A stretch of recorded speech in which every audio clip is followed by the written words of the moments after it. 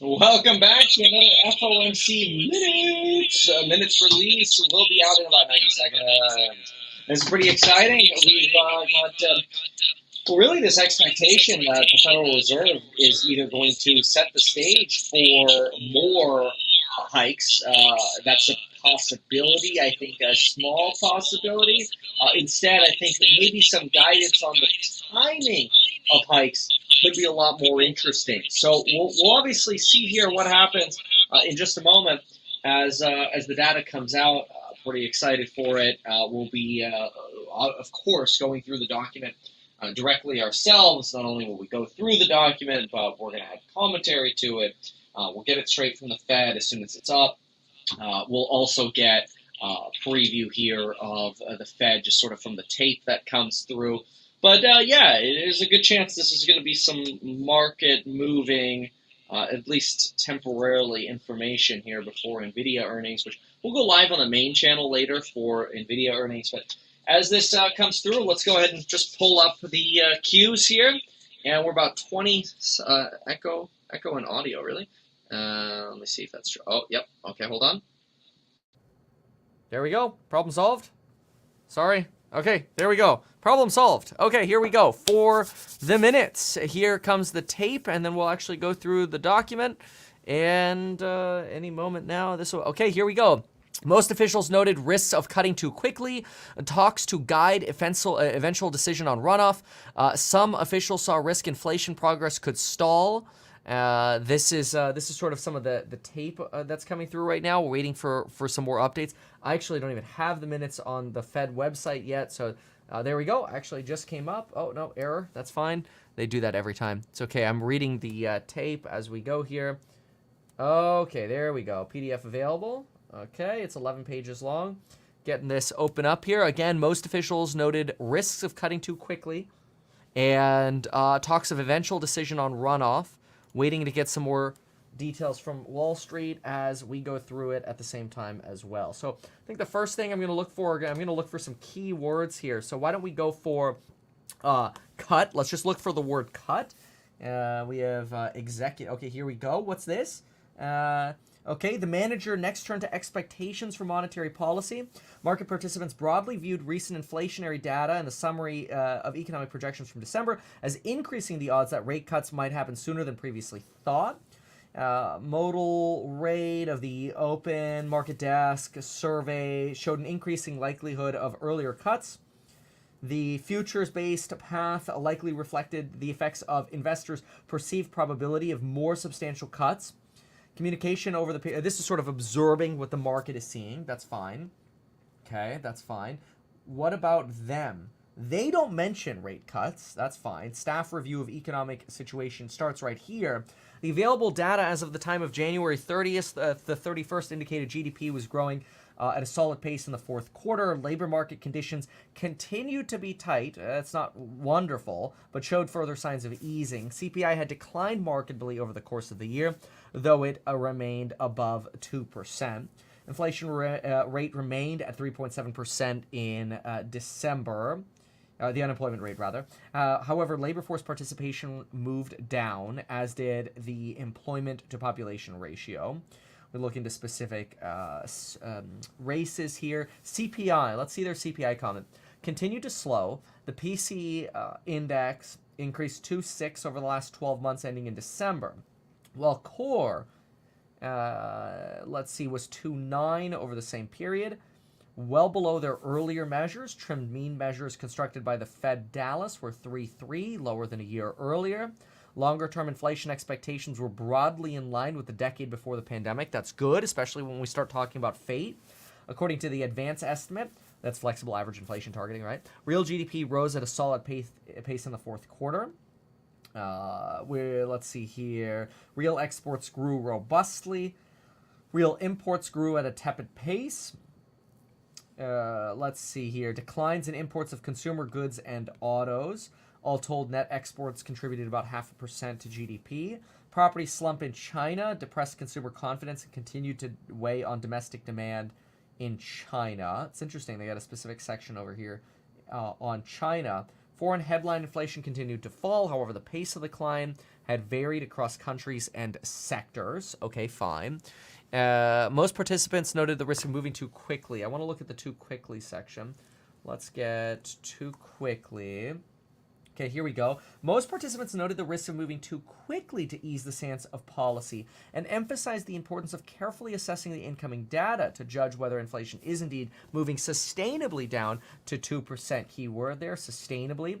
A couple participants, however, pointed to the downside risks to the economy. Okay, notice nobody's talking about rate hikes here, okay? That's really important. So I'm going to write that down. No hike talk. Instead, you have 10 roughly. Well, I should just say most saying don't go too fast. 2 said downside risks of too long, too high, basically. Okay, so kind of starting to see some of that. We have several policymakers said there was risk to easing financial conditions. Remember the wake of the stock rally. Yes, that is true. Easing financial conditions. Let me see here. Financial conditions. A few participants commented on the financial condition of low and moderate households who have exhausted their savings. Yes, that is, as well as the importance of rising delinquencies on credit cards and autos. Financial conditions eased modestly but remained somewhat tight. Over the intermeeting period, declines in nominal treasury yields were concentrated on the front end of the curve. Blah, blah, blah. Broad equity. Look at that mention on stocks right there. Look at that stock call out. Broad equity prices reached new highs over the intermeeting period, but were driven mostly by strong gains across large tech companies, large cap tech companies.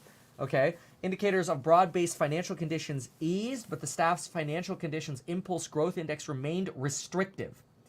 Okay, so they're like, hey, yes, the stock market has rallied to all-time highs, but it's, specifically on one particular sector, and we still see restrictive financial conditions in our measures, and financial conditions for households and businesses remained moderately restrictive. I would agree with that.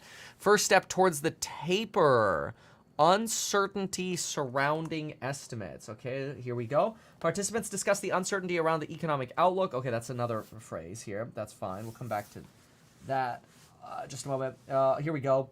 Furthermore, several participants mentioned that risks to financial conditions can become less restrictive than appropriate, which could add undue momentum or stall the progress on inflation.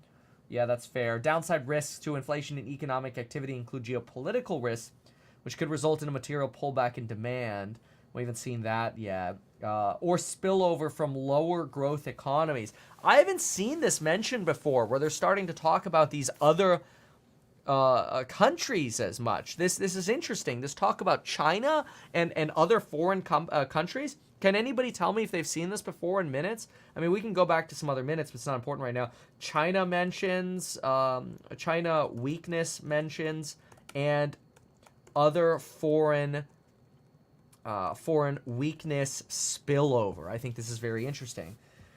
Economic activity could surprise to the upside and inflation to the downside because of more favorable than expected inflation developments. And discussions of financial stability. Observed risks to the banking system had receded. Banking system risk receded. Noted vulnerabilities at some banks, though. Okay. As a result of high commercial real estate exposure. Fair. What about over here? Some participants noted, given the uncertainty surrounding estimates of ample reserves, slowing the pace of the runoff could help smooth the transition. So in other words, less QT. That's very interesting. Less QT potentially. Starting to talk about those concerns, and noted that a few participants noted that the process of balance sheet runoff could continue for some time after we start to begin reducing the target range for the Fed funds rate. A lot of talk here about cut. Not a lot of talk at all about hikes here so far. In fact, there's not a single hike mention really in here. So looking for a little bit more.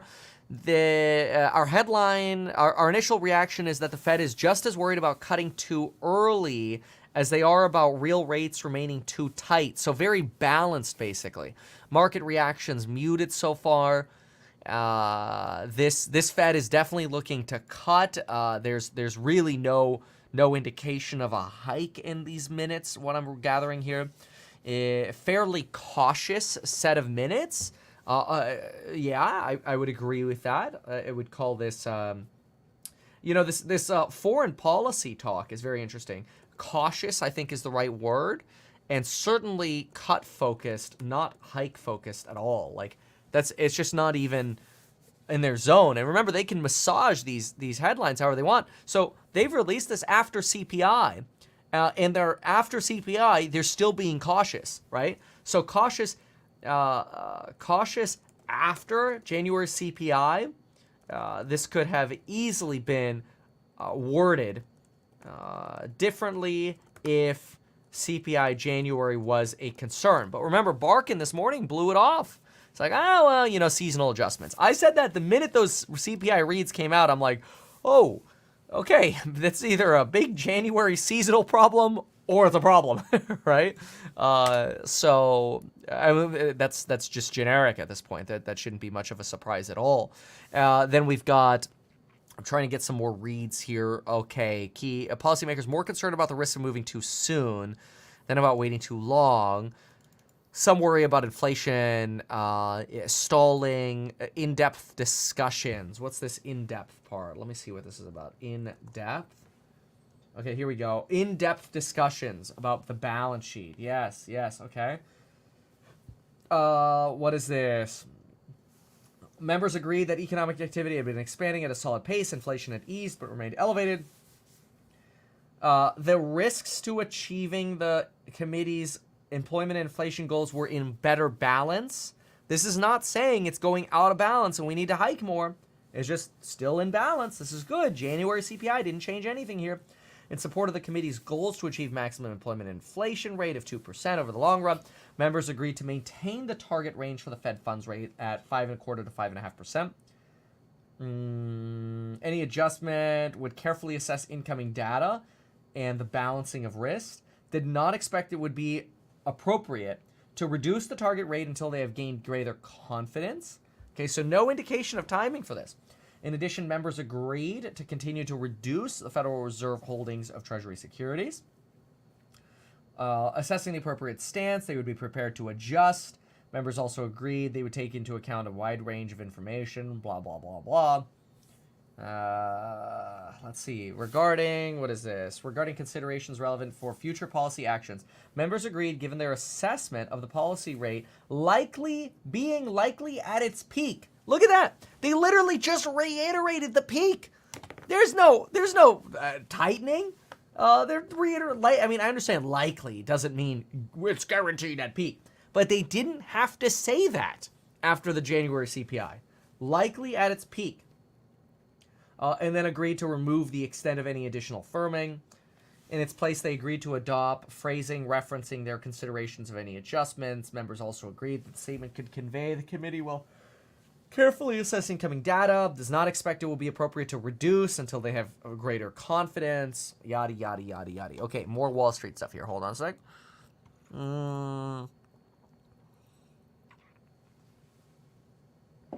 To push output growth in 2024 below Wait, what? Hold on. Push output. Okay, here we go. The lagged effects of earlier monetary policy actions through their continuous contribution to tight financial conditions and credit conditions were still expected to push output in 2024 and 5 below the staff's estimate of potential growth. And in 2026, output is expected to rise in line with potential. So keep in mind, you got a Fed here that's also trying not to drive us off a cliff in 2026. China merits brief walk-on roll. Yeah, honestly, it's so weird. I do not think China was in the prior minutes. I'm just going to grab a quick prior minutes. Let me just go minutes. Let me see if I can get another one here. Minutes. Oh, boy.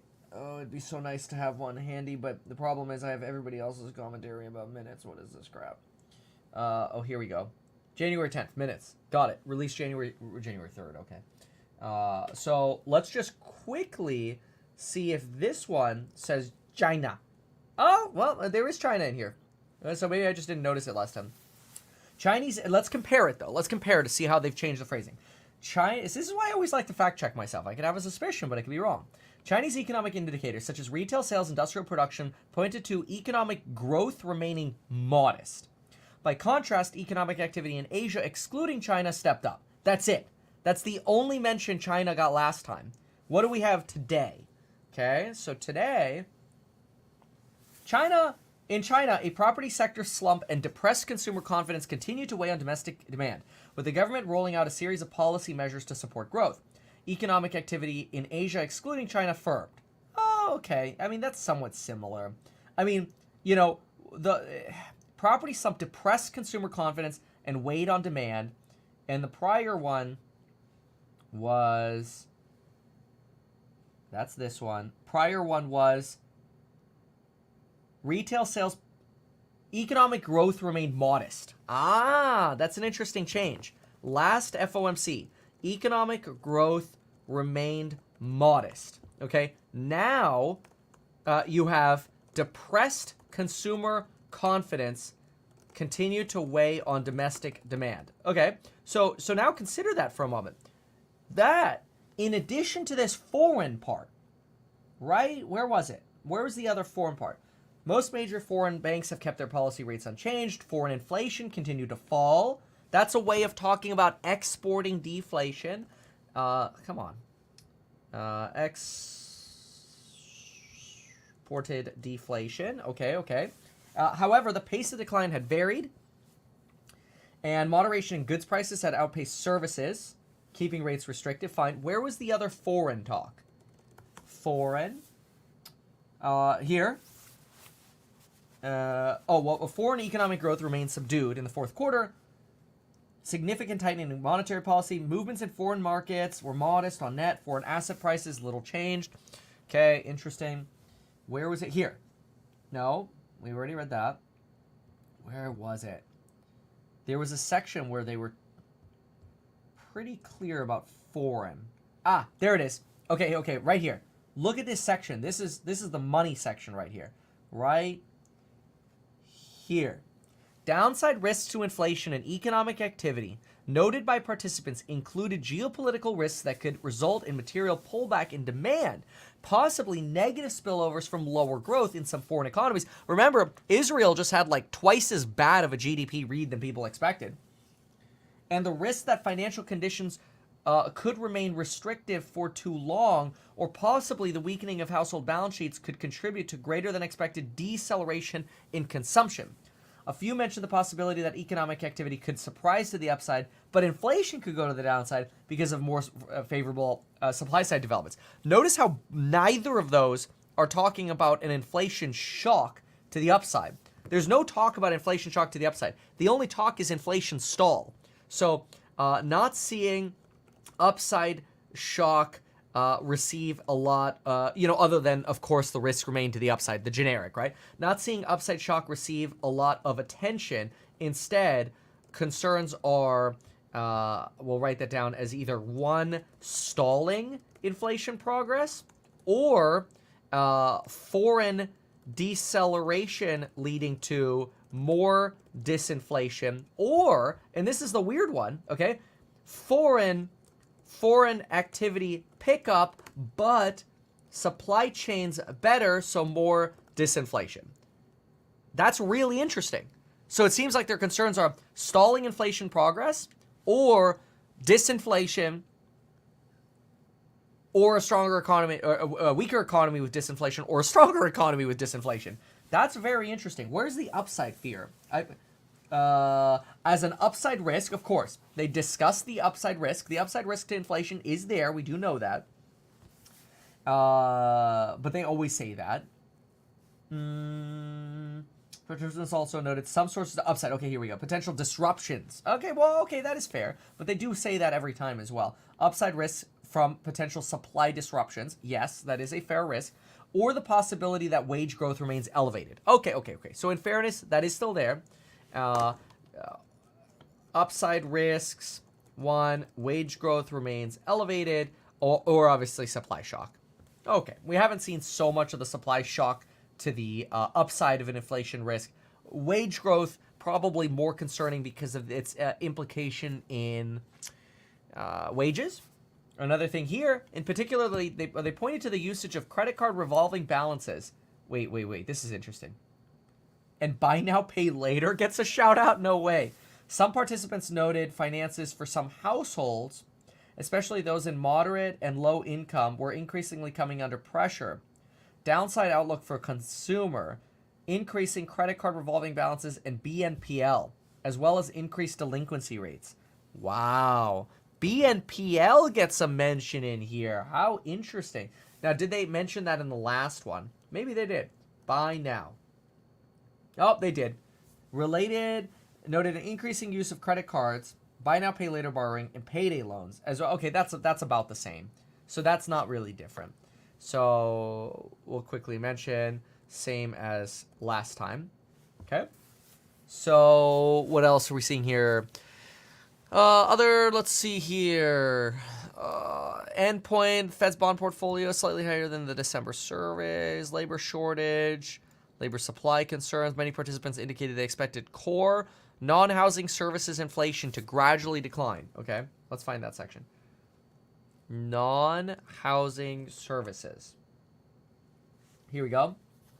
Nevertheless, they viewed that there had been significant progress.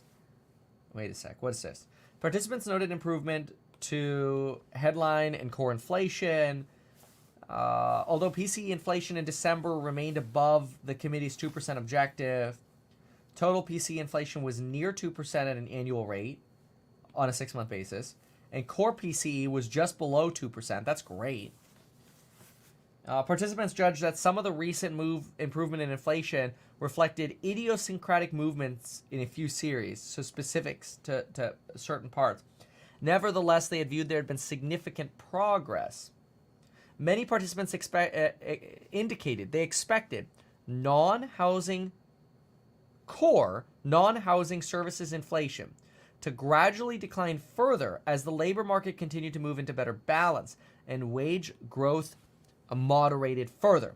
Various participants noted that housing services inflation was likely to fall because of the deceleration on rents continued to pass through.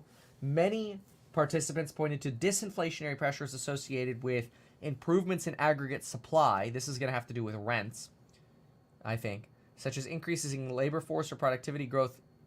A couple saw downward pressure on core goods from the more normalization of prices. That's fine. Oh, okay. Improvements in supply. Oh, this is all supply, not just rent, like rental supply. Okay, understood. 1 point. Ratio is down to 1.4 for job openings to unemployed. That's interesting. Job openings to unemployed. This is via the JOLTS report. Now at 1.4. That's good to know. Recent. Let's see. Many. Yeah. You know, they're saying, oh, maybe the last January report came as a surprise. Probably it was a surprise to everybody, but again, they could have like adjusted how they worded stuff here. If it was very concerning. So, I don't necessarily see this as a big deal. China mentioned, we saw that. Vulnerabilities. Okay. What else? Let's go to several less restrictive. We saw that. The less restrictive financial conditions. Staff placed some weight on the chance that further progress could take longer than expected. Let me see that some weight part. Some weight. Some weight. Okay. The staff continued to view the uncertainty around the baseline projection as elevated, but noted that this uncertainty had diminished substantially over the past year. Risks around inflation forecasts were seen as tilted slightly to the upside, although inflation had come in close to expectations, and the staff placed some weight on the possibility that further progress in reducing inflation could take longer than expected. Yeah, I think that's fair. That's probably a realistic expectation. In addition, the possibility of a larger than expected erosion of financial positions in households is seen as a downside risk for the projection of real activity. Yeah, I agree with that too. Okay, what else?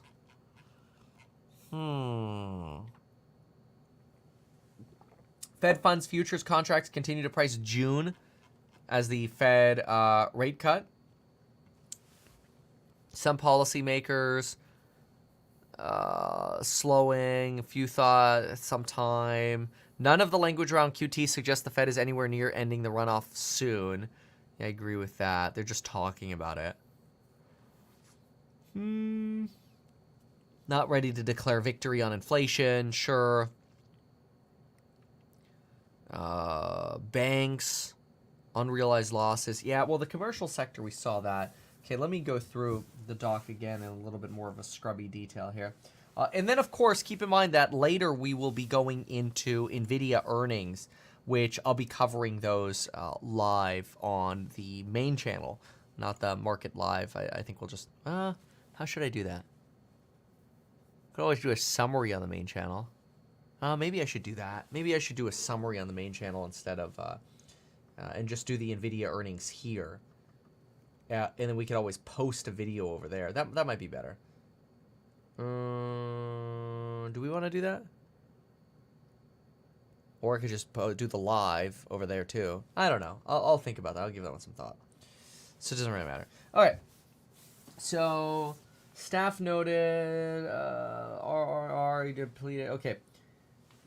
So the staff also noted that once the reverse repo facility is either depleted or stabilized at a low level, reserves will decline at a pace comparable with the runoff of the Fed security portfolio. Well, we're at like 500 billies right now. And so we're way down from the 2.2 trillies we had in there. Continued to fall over the period with balances below 600 million. Exactly. Okay, so that's not new. See, we just went piece by piece here, and we actually did a whole lot of highlighting already. Market implied path for the Fed funds rate decreased. That's just sort of the market implications. That's fine. That's fine. Big deal. Domestic credit borrowing costs for most decreased moderately. Yeah, well, those shot right back up. Credit continued to be generally available. However, credit for small businesses tightened. SLOOS reported tightening lending standards. Yeah, we're starting to see some of that loosen again.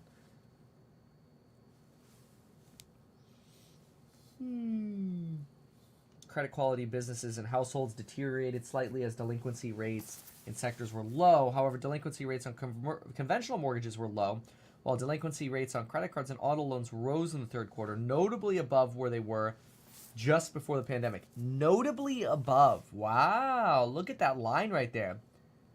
These delinquency rates were notably above. Credit quality of non-financial firms borrowing in the corporate bond leveraged loan market remains sound. Average delinquency rate on CMBS backed by office properties continued to be elevated. SLOOS reported credit quality was expected to deteriorate somewhat. House prices increased in the upper end of their historic range relative to rents. Underwriting restrictive. Commercial real estate prices continue to decline, especially in multifamily and office. Ooh, multifamily gets a shout out. Vulnerabilities associated with business and household debt were characterized as moderate. Leverage in the financial sector was characterized as notable. What? Notable? Okay. Notable leverage. I'm not sure how I feel about that. The fair value of the bank's longer-term assets increased. Some of that went away, though, as treasury yields shot up again. So that's not great. Policy was restrictive and would continue to put downward pressure on the economy and inflation. Okay. Inflation goals in better balance. Uncertainties. Big deal. I like characterizing this as a cautious report. A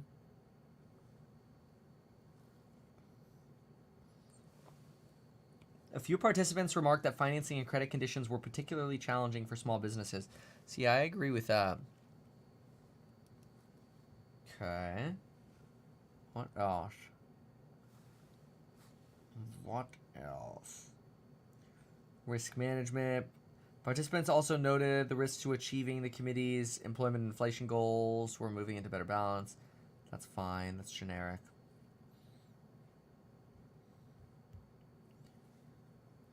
Whole greater confidence thing, and then we just sort of get into the minutes, meeting minutes. All right, let me see a little bit more here. So the Qs aren't very happy right now. I don't know exactly if they're just selling off because of Nvidia or what. Tesla's down 13 basis points. Nvidia's almost down 4. Enphase is only down 2. Intel's down 3. Bitcoin's just under 51. Okay, so we'll watch that.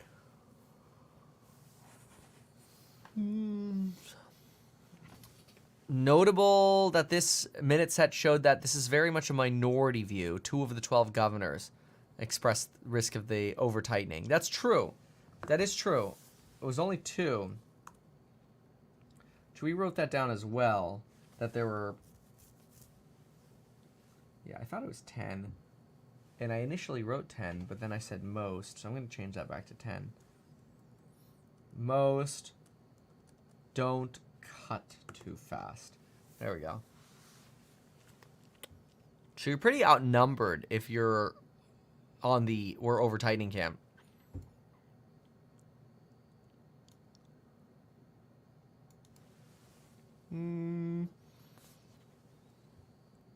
Larry Summers still thinks there's a 15% chance of a hike, but then again, this line in here about the rate is likely at peak, you can't really hike again after you say that because it just makes you seem flip-floppy. And I'm not saying they're not, but that's not their goal. I think they'd rather just delay a month than do that, you know.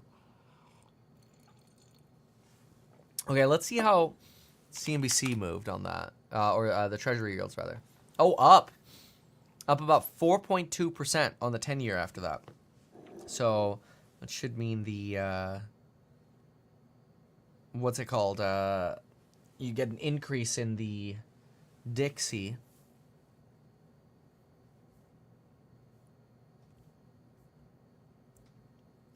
Okay.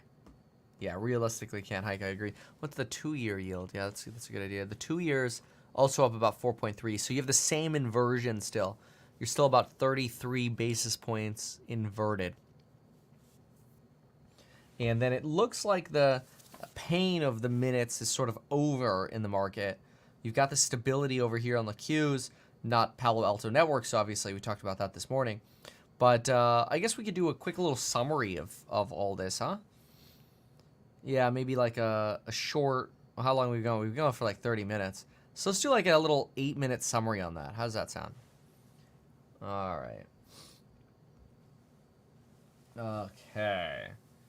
Let's go with...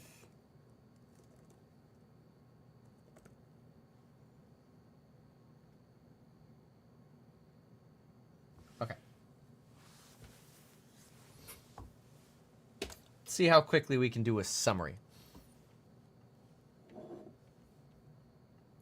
Okay. Well, the Federal Reserve's summary minutes just came out. One thing to know about the minutes is that they can be massaged. This has to do with the end of January FOMC meeting, which is technically before we got the January CPI data, which we just got, the second week in February. So since the minutes are coming out in the third week in February, you think this would only reflect information known prior to that CPI release we got. So maybe this information isn't useful, right? But what's important to remember is that the minutes can be adjusted and doinked with, and they can remove certain phrases and add certain phrases to send a signal. After all, the Federal Reserve wants to clearly communicate. This is something Jerome Powell has regularly told us through the pandemic. He wants to clearly communicate when they're getting something right, what their path is, what their goals are, what their target is, as best as they can. And so I think this is a messaging tool much more than anything. And given that you've got a lot of folks talking about hikes again, it might be comforting to see this in the minutes. Regarding considerations relevant for future policy actions, members agreed, given their assessment of the policy rate being likely at its peak for the tightening cycle, to then adjust the phrasing of their last minute release, right? Or their last FOMC statement, rather. So that, to me, really started indicating this is going to be a cautious minutes read. And as we went through this, we got some caution in a way that we haven't seen before. First of all, we got more of an amplification on China and foreign markets. And we actually compared the last minutes to this set of minutes just to see where the Fed's head is. And this was interesting. In the last minutes, they suggested that China's, quote, economic growth remained modest. And in today's minutes, they said in China, a property sector slump and depressed consumer confidence continued to weigh on domestic demand. Keyword, demand. Why would keyword demand be so important? Well, because if we start looking at what they think when it comes to demand and foreign environments, take a look at this, or foreign economy. The upside risks to inflation were basically a copy and paste as usual. There could be supply chain shocks, or wages could basically stop slowing their wage growth, right? That's all the same as usual. But what was different, I like differences. What was different? Down this section right here, downside risks to inflation and economic activity noted by participants included geopolitical risks that could result in a material pullback in demand, possible negative spillovers from lower growth in foreign economies, that risk and the risk that financial conditions could remain restrictive for too long, or the possibility that weakening of household balance sheets could contribute to greater than expected deceleration. So you've got 4 issues there. And one of the ones they're really highlighting here is this idea that, well, what happens if foreign economies keep exporting deflation to us at the same time as household balance sheets weaken in America? You could see more rapid deflation. In fact, you could even have an upside, a surprise upside in foreign economies, but still inflation that surprises to the downside because of looser supply chains. This was such an interesting section because, of course, they had their usual section in here about, oh, wage growth remains elevated and the risk of supply shocks. Of course, we know January core prices were surprisingly high. Barkin this morning tried to sort of brush those off as, well, it's January, so you get a big seasonal adjustment. Of course, that puts more weight on the next CPI report. But this idea about either, yes, there being a risk of stalling inflation progress being a concern, not so much of a highlight on, oh, inflation's going to skyrocket again. More of a concern is it might level off at a level that's still a little too high. But this extra emphasis on how much deflation we're getting from basically China and this, collapsing demand in China, the collapsing property market in China, weighing actually on U.S. inflation, with foreign deceleration leading to more deflation, or disinflation rather. And even if there's a foreign activities pickup, we could see supply chains move better to create more disinflation. Really interesting. So this whole section here, just to summarize that section, is the Fed's paying attention to what's not just happening in America, but what's happening around the globe for disinflationary pressures. Of course, those have to end up coming through in our data, but they do mention in here, hey, look, 6-month PCE is at 2%, or core PCE on the 6-month is below 2%. They're not going as far as declaring victory, but they're cautious here. And they're definitely not indicating in any of this verbiage that they're interested in going up. They are suggesting that they're not sure yet when they're going to cut. Is it going to be March? Probably not, because that would be imminent. I think they're going to signal in March with a summary of economic projections, and the first cut will then, TBD, I don't even think they've decided yet, be either May or June, and that's what markets are pricing in right now as well. Now, I'm going to have this full summary on ehack.com. I also did put on ehack.com that before, the rate cut expectations were 94% for no rate cut in March, 65.7% no cut in May, and then a 73% chance of a cut in June. Those have now adjusted a teeny little bit. It's still a little too early to really get an adjustment here, but you did get a slight increase from 65.7 to 67.6% of no cut in May. But you're really removing this potential for another hike. We're basically at peak. You're not seeing a pricing in of higher rates, but you are seeing higher for longer, which they did advertise. So that's why it's more likely that we're going to see cuts in June or July than in May. Again, foreign headline inflation continued to fall. This is exporting deflation. We talked about how indicators of financial conditions did ease. However, the stock market had started rising, though that was really concentrated on larger mega cap tech companies, so wasn't necessarily fully broad-based. But then again, when you look at what we saw this morning, and we did an analysis on Wingstop in our Market Open live stream, we're all like, what is going on? How is Wingstop at like a 4 peg? The valuation is insane. The pricing for that stock is quite frankly stupid. But anyway, this was also interesting. Commercial real estate prices continue to decline, especially in multifamily. This was a very interesting highlight because I've seen this with HouseHack, my real estate startup. If you haven't learned about HouseHack yet, go to the HouseHack Homes YouTube channel. It's linked in the description below.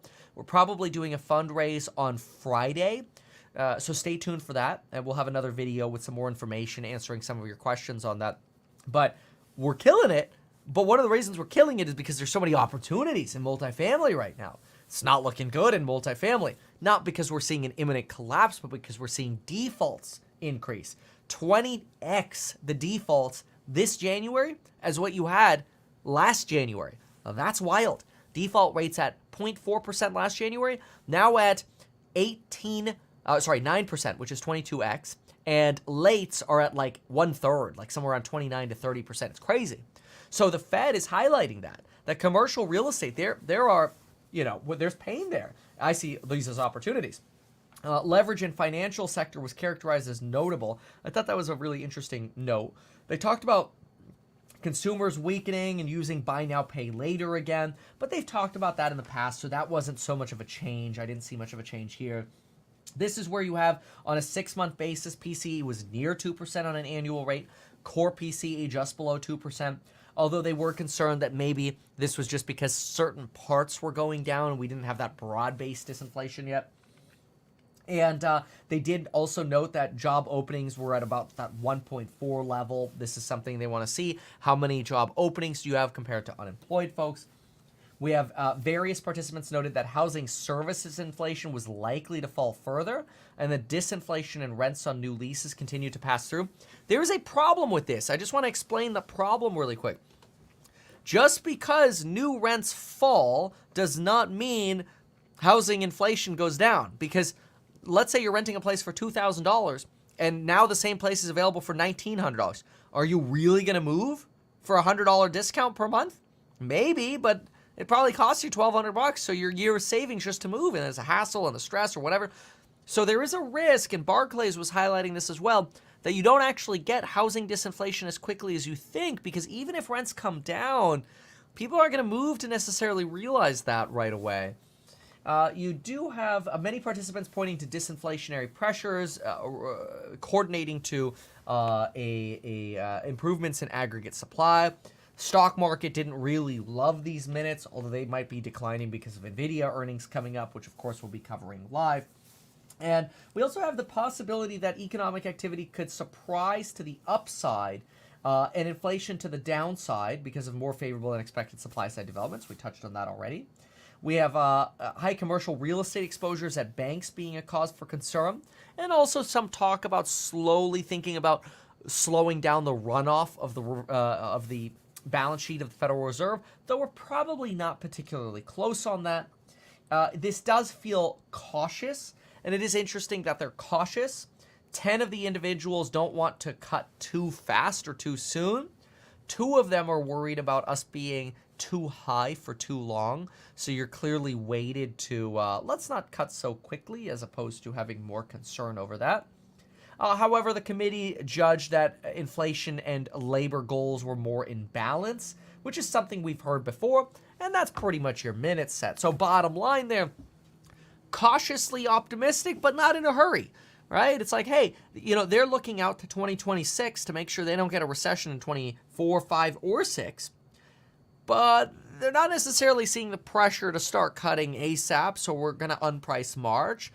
And it's still a toss-up. Are we going to get May or June as a cut? or maybe even July, frankly.